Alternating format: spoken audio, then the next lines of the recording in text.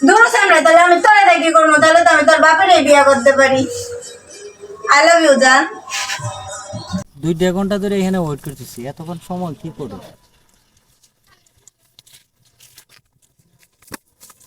এই যে কালাচান, কি গো, কেমন আছো? ভালো নেই, তুমি কেমন আছো? আমিও ভালো নাই, কিভাবে ভালো থাকবো বলো? এত লেট কেন? আরে রাস্তায় বান্ধবীর লগে দেখা হয়েছিল, বান্ধবীর নাকি কালকে বিয়ে, আমার দাওয়াত দিছে। তোমার কতদিন ধরে কইতেছি যে তোমার আব্বুর সাথে কথা বলো, আব্বুর সাথে কথা বলো, তুমি তো কোনো কিছু জানাইলেই না। তুমি কি তোমার আব্বুর সাথে আমার দেখা করে দিবা না? তুমি তো জানো যে আমি আব্বুর অনেক ভয় পাই, তারপরেও তোমার কথা ভাইবা আমি আব্বুর সাথে শেয়ার করছি। আব্বু বলছে যে তোমার নিয়ে আমাদের বাড়িতে যাওয়ার জন্য।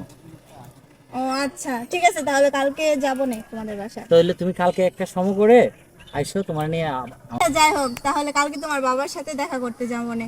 এখন যেহেতু এত সুন্দর একটা খুশির খবর শোনালাম, মনটা তো ফ্রেশ হয়ে গেছে। তো এই ফ্রেশ মনের মধ্যে একটা ফ্রেশ গান শোনাও, আমি একটু শুনি। গান শুনবা? হ্যাঁ। আচ্ছা ঠিক আছে, তুমি যত বলছো একটা গান করি। আসলে তোমার দেখলে না আমার কেন জানি তৃষ্ণা যায় না, আমার ইচ্ছে হয় যে সারাক্ষণ তোমাকেই দেখি। আচ্ছা। এক পলকে একটু দেখায় বরে না রে এই মন, দাও দিকা তোমাকে দেখা দু চোখ ভরে সারাটি জীবন, এক পলকে একটু দেখায় বরে না রে এই মন। আসলে কি জানো, তোমাকে যতই দেখি আমার মনে হয় যে সারাক্ষণ তোমাকে দেখেই থাকি।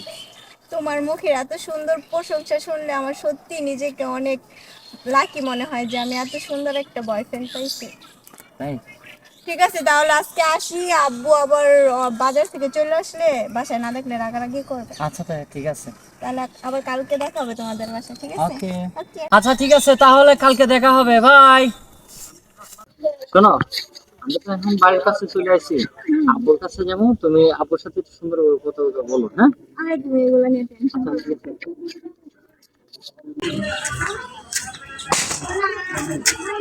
আব্বা, তুমি যে কালকে বলছিলে ওরা নিয়ে আসতে, নিয়েছি। ঠিক আছে বসো।